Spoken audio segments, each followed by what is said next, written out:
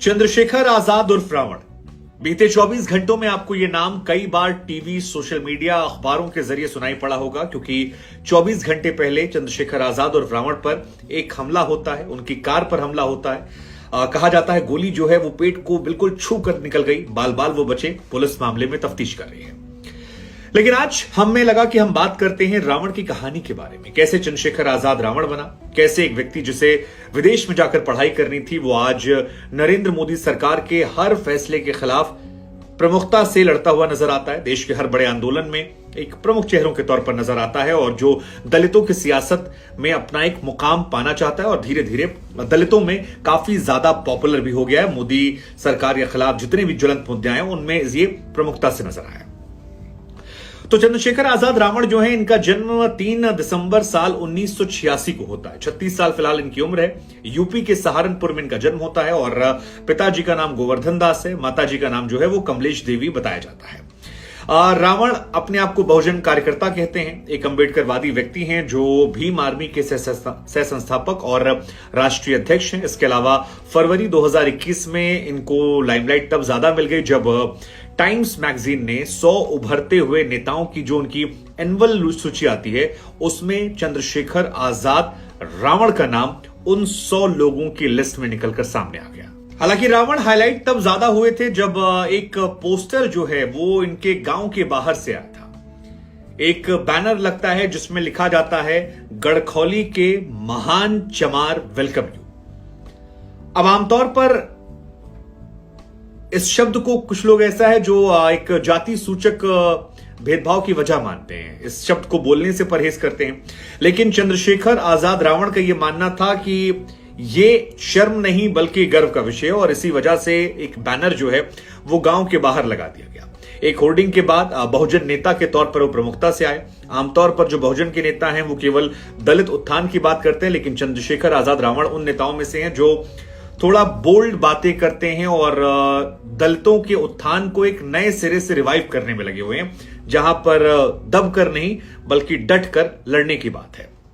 तो वो जो पोस्टर आता है उसमें लिखा गया था गड़खौली के महान चमार वेलकम यू और उनके गांव के बाहर इलाके में इसे लगा दिया गया था, जहां पर तस्वीरें भी इन्होंने खिंचवाई थी। इसके बाद दलित आइकन के रूप में धीरे धीरे ये पॉपुलर होने लगे और उसके बाद काफी ज्यादा वायरल भी हुए। इसके बाद इन्होंने पॉलिटिक्स में एंट्री ली थी मार्च में 2020 में, जब रावण ने अपने एक ऑफिशियल पार्टी को लॉन्च किया जिसका नाम है आजाद समाज पार्टी और ये इनकी पार्टी है। काशीराम जी की 86वीं जयंती पर इसे लॉन्च किया गया था और उसके बाद अब पॉलिटिक्स, लेकिन उनकी आजाद समाज पार्टी जो है उससे कहीं ज्यादा पॉपुलैरिटी उनको तब मिलती है जब वो भीम आर्मी का निर्माण करते हैं और भीम आर्मी काफी ज्यादा पॉपुलर हुई 2014 में। सतीश कुमार और विनय रतन सिंह के साथ मिलकर उन्होंने भीम आर्मी 2014 में संस्थापना की। ये एक ऐसा संगठन है जो भारत में शिक्षा के माध्यम से दलितों की मुक्ति के लिए काम करने का दावा करता है। ये कहा जाता है कि पश्चिमी उत्तर प्रदेश में तमाम दलितों के लिए मुख्य रूप से ये फ्री में शिक्षा भी देते हैं और इनका यह मानना है कि शिक्षा के जरिए ही दलितों का उत्थान जो है वो हो सकता है। समय समय पर मायावती पर सवाल भी खड़े करते हैं। तो इनका मानना था कि मायावती कई बार अपनी चीजों को लेकर समझौता कर लेती है, इसलिए दलितों के उत्थान के लिए भी एक नया नेता चाहिए और उसी वजह से भीम आर्मी की स्थापना होती है। 2019 में इन्होंने प्रधानमंत्री नरेंद्र मोदी के खिलाफ चुनाव लड़ने का भी ऐलान किया था, लेकिन बाद में सपा बसपा गठबंधन को समर्थन देने और वोटों के बंटवारे को रोकने के लिए नाम वापस लिया। हालांकि अखिलेश यादव के साथ ये बीते विधानसभा चुनाव में जाना चाहते थे, इनकी बड़ी इच्छा थी, मुलाकात भी हुई, लेकिन कहते हैं कि इन्होंने सीटें ज्यादा मांगी। अखिलेश यादव इन्हें अधिकतम 2 सीट देने को तैयार थे और उस सीट से इन्हें लगा कि शायद इनका अपमान है और इस अपमान की वजह से अखिलेश और इन्होंने दूरियां बना ली।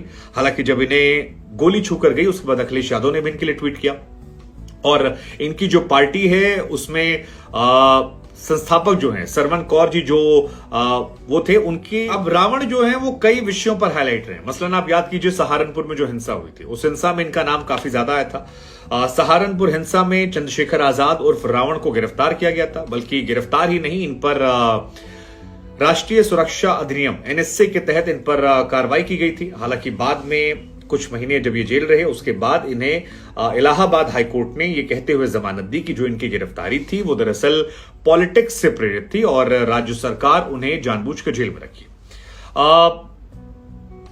एनएसए कई बार ये आरोप लगते हैं कि एनएसए का दुरुपयोग होता है। चाहे बिहार में कई लोग हैं वो मनीष कश्यप को लेकर कहते हैं, यहां पर इनको लेकर था, तो कई राज्य सरकारों पर आरोप लगता है कि वो एनएसए का दुरुपयोग करते हैं। इसके अलावा सीएए के खिलाफ जब प्रदर्शन चल रहा था तो चंद्रशेखर ने वहां पर विरोध मार्च की परमिशन मांगी थी, हालांकि वो परमिशन नहीं मिली।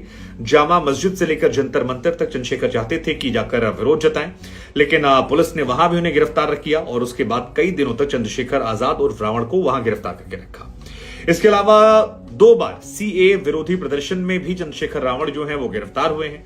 तुगलकाबाद में श्री गुरु रविदास जी जो हैं उनके गुरुघर विध्वंस के विरोध में भी इनको एक बार पुलिस ने गिरफ्तार किया था। तो कुल मिलाकर जेल आना जेल जाना ये बहुत यूज्ड टू हो गए। अभी जंतर मंतर पर पहलवानों का जो प्रदर्शन था वहां पर भी प्रमुखता से नजर आए थे और पहलवानों के हक के लिए भी इन्होंने डटकर आवाजें उठाई थी। इसके अलावा रावण एक विषय पर और बहुत हाईलाइट हुए थे, वो था हाथरस रेप केस में सफदरजंग अस्पताल में विरोध प्रदर्शन। जैसा कि हमने आपसे कहा कि बीते 7-8 सालों में रावण हर उस जगह पर रहे हैं जहां पर उन्हें बड़ा मसला सरकार के खिलाफ मिला है। तो रावण और उनके समर्थकों ने दिल्ली के सफदरजंग में जबरदस्त तरीके से विरोध किया। वहां पर उत्तर प्रदेश के हाथरस में एक 19 साल की लड़की थी जिसके साथ सामूहिक बलात्कार हुआ था और वहां दोषियों को सजा देने की मांग की। हाशिए के वाल्मीकि समुदाय की दलित लड़की थी जिसने दम तोड़ा था और महिला को देखने गया था, तब वो जीवित थी। बाद में एम्स में भर्ती करने के बाद आई, कई जगह पर उसे भर्ती किया गया, लेकिन बाद में सफदरजंग में वो महिला जो है अपना दम तोड़ देती है और वहां पर रावण ने प्रमुखता से इस मामले को उठाया था। तो आप चंद्रशेखर आजाद रावण के बारे में कह सकते हैं कि जहां जहां पर दलितों का मामला आया है वहां वो हाईलाइट रहे हैं। कृषि बिल, केंद्र सरकार का जो कानून था 3 कृषि कानूनों को लेकर, वहां पर भी दिल्ली गाजीपुर सीमा पर रावण जो है वो प्रमुखता से डटे थे और मांग थी कि इसे वापस ले लिया जाए।